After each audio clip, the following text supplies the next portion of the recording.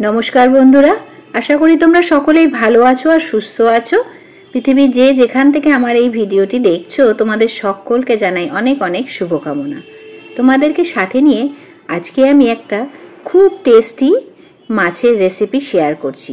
এটা হলো আমাদের এখানে বলা হয় ফলি মাছ, জ্যান্ত ফলি মাছের একটা খুব সুস্বাদু রান্না, যেটা খুব সহজেই তোমরা রান্না করতে পারবে আর সহজ পাচ্ছ। জ্যান্ত ফলি মাছ দুখানা নিয়ে নেওয়া হয়েছিল, তাকে কয়েকটা পিস করে নেওয়া হয়েছে, আর লেজার যেটা সেটা একটুখানি মাঝে মাঝে কাট করে দিয়েছি, যাতে লবণ বা ঝাল বা মশলা খুব সুন্দরভাবে মাছের ভেতরে লেজের পিসটার মধ্যে ঢুকে যায়। ভালো করে ধুয়ে জল ঝরিয়ে এখন হলুদ লবণ মাখিয়ে আমি মাছটাকে কিছুক্ষণের জন্য একটা সাইডে রেখে দেব, আর বাদ বাকি কাজগুলোও কিন্তু এক এক করে করতে থাকবে। প্রথমেই কিছু গুঁড়ো মশলা জল দিয়ে গুলে রাখবো। এখানে আছে আদা বাটা 1 চামচ, 2 চামচ ধনে জিরের গুঁড়ো, একটু হলুদের গুঁড়ো আর পরিমাণ মতন লবণ, আর একটু লাল লঙ্কার গুঁড়ো। এই সবকটা জিনিস গরম জল দিয়ে গুলে রেখে দিলাম। এবারে ফ্রাই প্যানে তেল দিয়ে আমি মাছগুলোকে ফ্রাই প্যানে এক এক করে সাবধানে একটু হালকা করে ভেজে নেব। খুব কড়া করে কিন্তু মাছ আমি ভাজি না, বিশেষ করে জ্যান্ত মাছ হলে তো আরোই না। আর আমাদের বাড়িতে সাধারণত নদী কাছে দেখে খুব জ্যান্ত মাছ আসে, আর আমরা খুব টেস্ট পাই সেই জ্যান্ত মাছের। খুবই সুস্বাদু হয়। যেমন তেমন রান্না করলেও কিন্তু জ্যান্ত মাছের ঝোলের আলাদাই একটা স্বাদ আসে, যেটা সত্যি বরফ চাপা মাছে পাওয়া যায় না।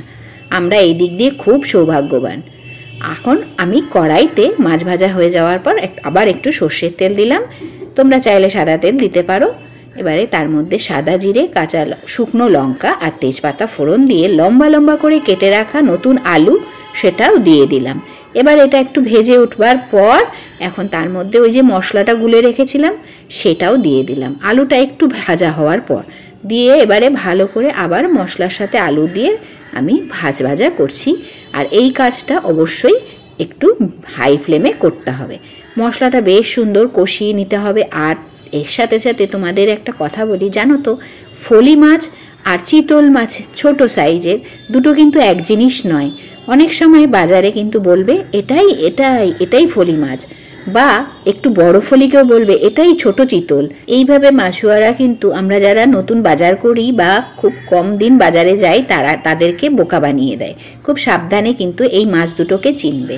এর চেনার সহজ পদ্ধতিটা আমি তোমাদের বলে দিলাম।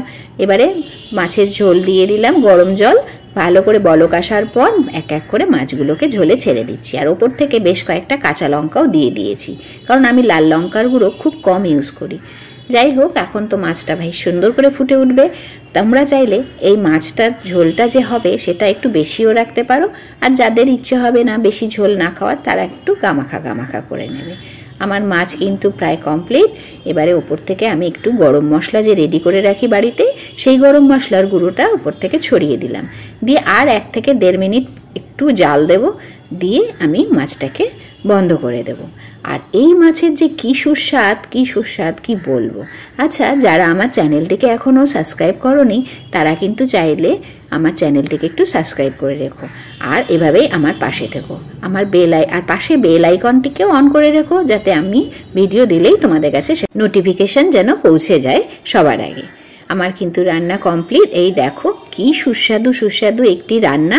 তোমরা চাইলেই খুব সহজেই দেখো রান্নাটা করে নিতে পারবে। আর এরকম নতুন রেসিপি যেটা খুব সহজেই তোমরা চটজলদি বাড়িতে রান্না করে নিতে পারবে এই শীতের দিনে, সেগুলো সব আমার চ্যানেলে এক এক করে আমি আপলোড করি প্রতিদিনই 3টে 5 দুপুরবেলায়। তোমরা চাইলে সেটা দেখতে পারো। তাহলে এখনকার মতন এখানেই ভিডিও শেষ করছি। ভালো থেকো, সুস্থ থেকো।